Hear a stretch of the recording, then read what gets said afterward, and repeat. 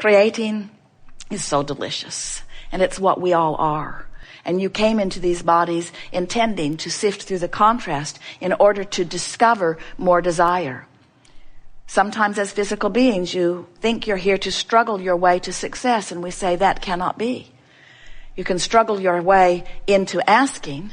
You can suffer your way into knowing that you don't want that and that you want something else.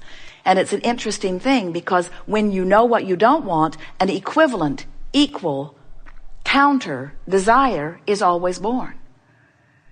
So this vortex of creation that you have put into motion is filled with the culmination of what life has caused you to create in your asking as you sifted through contrast. Ooh, wasn't that beautifully said?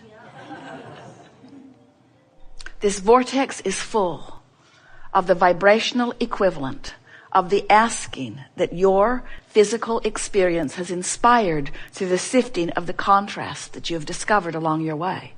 You've created a vibrational reality that you hold ownership to, that stands in readiness for you, that waits for you eternally. We think you should get it now, however. We don't think that you should wait anymore. We think it's time for you to get into the vortex and begin to reap the reward, to find the answers, to solve the problems, to feel the exhilaration, to be the being who you have created. We think it's time. And otherwise, you can do it when you croak. It's your call. We are eager to talk with you about anything that is important to you. It is our desire to coax you into the vortex. We know that you're having some step one moments, and we applaud every one of those, because if you weren't sifting through contrast, you wouldn't be asking, and if you weren't asking, we all wouldn't be expanding. So we never want you to think that we want you to get into the vortex and stay there only. We just want you to make the vortex your primary goal. We just want you to make your vortex your main event. We just want you to make not being in the vortex the anomaly that it was meant to be, not the career that so many of you have made it into. In other words, you did not plan to make step one your life's work. If you watch television or listen to those, it is so interesting how people are so drawn to catastrophes, to the problems of life. And we say, you didn't plan on spending so much time on that part of physical experience. It doesn't matter. It's not slowing things down. All you're doing is putting more into the vortex. And then those who get into the vortex are having richer, fuller experiences. But this is the time of awakening. This is a time when more will be inspired by you and those like you to discover their vortex. This is the time of awakening to the power and passion and love and good feeling life that you all deserve. Those that were there when you were born, most of them had forgotten that.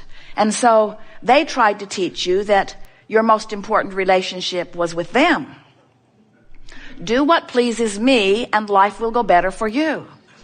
So when you see this smile, do more of that. And when you see this frown, back away quickly. And if you follow the indicator of pleasing me, then you'll be rewarded. On the heels of my smiles will come your reward. On the heels of my frown will come your punishment. And without meaning to, they trained you, one after the other of them, into really caring what they think about you. Few people are consistently in the vortex. All of you have been in there often, and all of you recognize that momentary feeling of elation of moving from out to in. In other words, it's always a feeling of rush. It's a feeling of passion. It's a feeling of well-being. It's a feeling of such satisfaction. All of you have done it, but few of you do it deliberately, and almost none of you do it consistently. Most of you are looking around waiting for some condition to spike up to be so rewarding that all you have to do is look at it and, you're in the vortex. That newborn baby puts me right there. Have another one.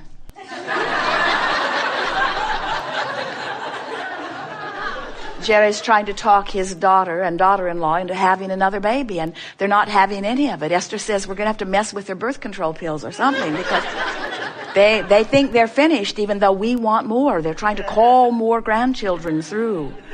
Because that newborn baby, that little one freshly here, that one still tuned in, tapped in, turned on, that one who is still willing to color with Jerry.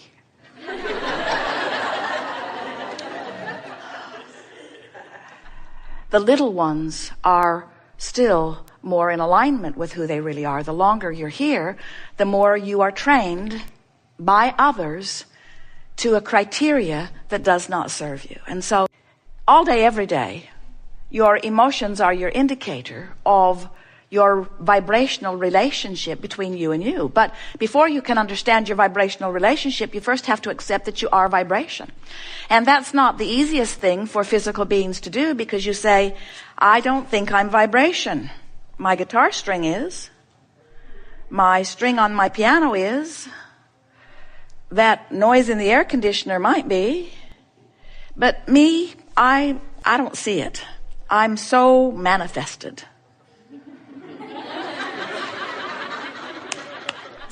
I'm bloody, I'm bony, I'm fleshy, I'm material, but I don't get my vibration. And we say, well, pay a little closer attention. What you see is an interpretation of vibration, because vision is vibration. What you hear is vibration. Oh, you sort of get that. You've heard about that eardrum and the vibration of it, and the child hugging the vacuum cleaner and so forth. In other words, you hear stories of vibration and you relate it. But we want you to know that all of your physical senses are your interpretation of vibration. So you poignantly understand your time-space reality. But you are vibrational beings. And if you weren't vibrational beings, you would not exist. And if you weren't good at being vibrational beings, you wouldn't exist in this exaggerated and blissful physical leading edge time-space reality form. In other words, you are vibrational beings.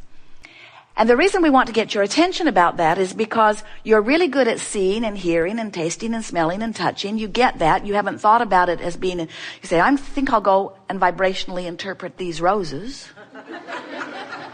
You just stick your nose in and take a big whiff. You usually don't understand that your emotions are vibrational indicators either, but they are. They are the most sophisticated, supreme vibrational indicators, and what they are indicating is the only thing that ever matters to you. They are indicating your relationship with you, which is the only thing that is any of your business. Your relationship with you. And this vortex has already assembled all of the cooperative components of everything that you've asked for. So spinning there in this vibrational reality is a full version of everything you want. All the money, all the bodily conditions, all the feelings in relationships that you want, all of the material objects, everything is queued up vibrationally. And don't scoff at that, because everything that is manifested, including your Earth spinning in its orbit, spun in a vibrational reality first. The difference is, once you are here on this earth, putting things into your vortex, the amount of time that it takes in your physical earth terms between not showing up in your experience and showing up in your experience is no time. When you become a match to the vibrational vortex and all of those cooperative components that have been assembled, when you become a vibrational match to that, it is instantaneous. In the moment that you stop the resistance, the trail lights up. Now, we want you to understand that as creators, the lighted up trail is what you're looking for. You really don't want the instant manifestation. Can you imagine the absence of satisfaction that a sculptor would have if in the moment he touched the clay, it just became the statue? There's a clump, there's a clump, there's a clump, there's a clump, there's a clump. He wants to mold it. He wants to let it evolve. He wants to discover it. He wants to be part of it. And so do you. So when you get into the vortex, we're not saying that you will have an instant manifestation of what you want, although sometimes it seems that fast to you in relative terms. What we are saying is, when you get into the vortex, the trail lights up, your feeling of empowerment ensues, and the details begin to unfold as you follow the path and let your creative mind take you blissfully on the path of becoming that you've set into motion even before you stepped foot into this physical body. So when you feel negative emotion about the absence of something you want, it isn't that you don't have that car or that lover or that pile of money or that situation or that work environment that you're seeking. That's not why you're feeling the negative emotion. You're not feeling negative emotion because of the absence of the thing you want, or even the event you want, or even the experience you want. You're feeling negative emotion because of the not allowing the complete blending between you and you. You are the creator of you in the car, of you in the experience, of you in the relationship. You can't separate you from what you are creating. You are the creator of you, and you are the creator of no one other than you. You are the creator of you. And when life causes you to create something and then you don't go, you instead beat the drum of why you need it, why you want it, how unfair it is that you don't have it yet, how others have it and you do not, as you hold yourself in awareness of where you stand, and therefore deprive yourself of the current awareness of where you want to be, you feel that separation, and it feels like negative emotion. And you call it all kinds of different things, but it is always, ever, and only one thing. It is always, ever, and only one thing. It is the indication of your not allowing you to be in your physical body what you in your vibrational body are. You in your spiritual body are. You in your dominant body are. So when you get it that you are vibrational beings and that your emotions are your indicator of your alignment, and you mind your own business, which means you mind your own gap, and you don't put so much weight on what's going on with others, and you don't try to please them, even if they employ you, even if they have some sense of what you call control over you, if you will let go of your desire to please any other and you will replace it with your desire to be in the vortex, we promise you, every relationship you have will improve, and you will thrive in ways that those not in the vortex cannot even begin to understand. When someone is rude to you, you ask for an improved experience. When you're rude, you ask for an improved experience. When you don't have enough of something you want, you ask for an improved experience. When you're sick, you ask for an improved experience. Even if you are a one-celled organism, you are having a physical experience and exposure to life that is causing you to ask for improvement. That's what the evolution of all species is about, you see. And so when you ask vibrationally, and source energy receives the request and knows there is no one, you or the one-celled organism, in a better position to know what would be an improved situation than you out here on this leading edge. And therefore, when you ask, source becomes it. We've written a book a few years ago, giving it what we considered to be the best title ever, Ask and It Is Given.